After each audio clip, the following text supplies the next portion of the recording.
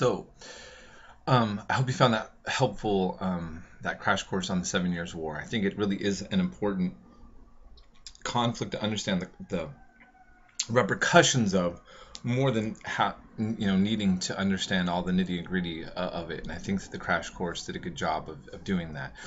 In this section here, just this goes without saying that we're also going to see, as I was mentioning, the consequence will end up being an American Civil War. American War for Independence, and a French Revolution that will be discussed in great detail. And you'll be watching a great documentary on for several chapters later.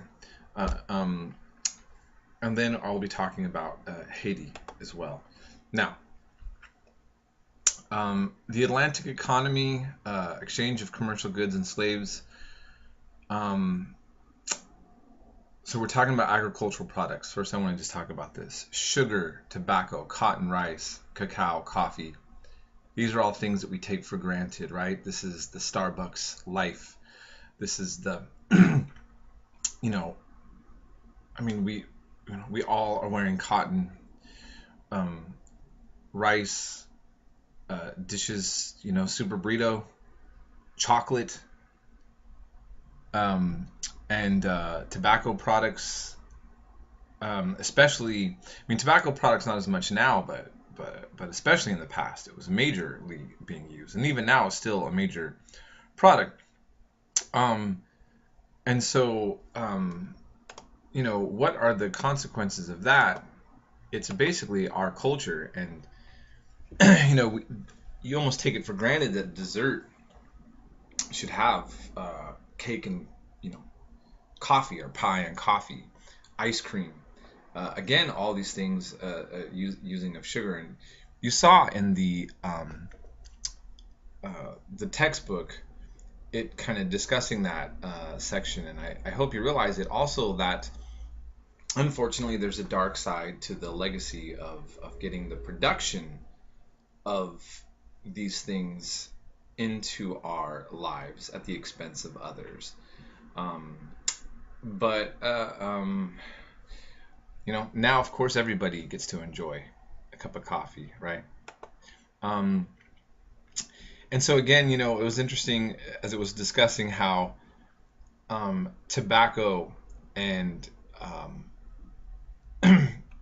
caffeine, coffee, came from non-Christian lands and was seen as a bad thing, and eventually it's just going to get incorporated into just the habits of Western civilization. Clay pipes you could get at all these taverns.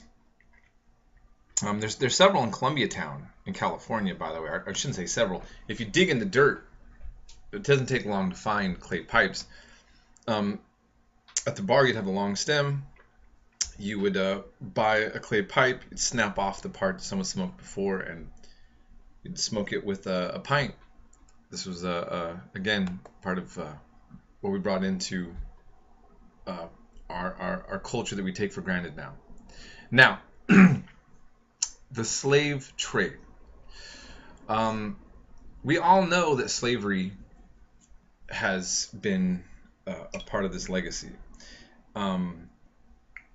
And I think that now, you have certain political strands that want to say, look, the whole world did slavery. We shouldn't be beating ourselves up in the West about, doing slavery. Okay. Well, it is true that slavery was a world practice, and it's true that slavery was practiced in Africa. It's true that the Islamic world was a part of the slave trade as well. And so, it's not just the West. But if you read the chapter, I think it really pinpointed some distinctions to be made. Just as not every European country did colonialism the same, not every society did slavery the same. And on one hand, I don't want to compare and contrast, say, there's good slavery versus bad slavery. But there's definitely slaveries that you could call worse, and I think that Western slavery, you could put it on that level. Why? Why would I say this? It's not just about being politically correct, self-deprecating, the liberal commie agenda to try to undermine, Western identity. Okay. Look, this demand for agriculture, first of all, created some of the largest amount of shipments of human beings. I mean, so we're talking about, massive global transportation of slaves. Okay, slaves in Africa might become slaves in the middle of tribal battles or wars, or someone loses their position and they get integrated into a household as slaves. Over time, their children are going to essentially be integrated into that culture or society, maybe even be parts of the family. But it's gonna be different, and it's gonna not necessarily be so fatalistic. Being a black African in black Africa doesn't identify you inherently as a slave. Okay, so the color black doesn't mean slave. What's going to happen in this transition is that slavery is going to be equated with race. And if you look, I teach this in my U.S. History 101 class.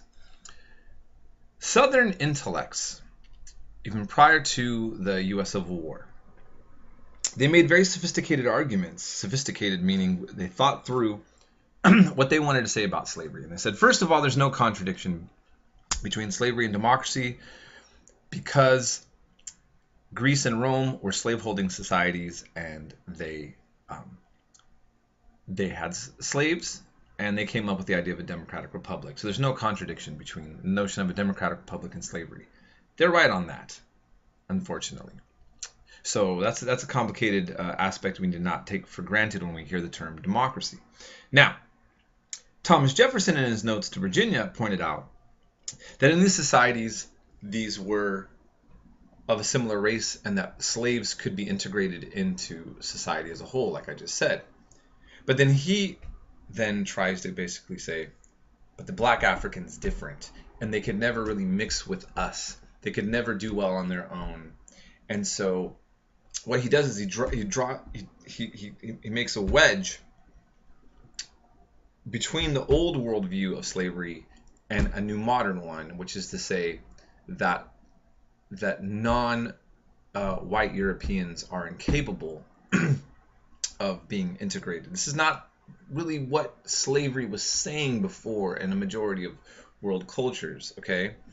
And in fact, Bacon's Rebellion has a lot to do with, in the United States, switching from white and black slavery, indentured servitude, into focusing on race over fear of unification of lower classes.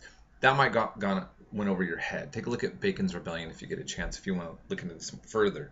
But again, there is a difference, and this does really create, all the way down to this day, a problem within even American politics in the United States, which is I mean, you think about how many movies you talk about the Titans.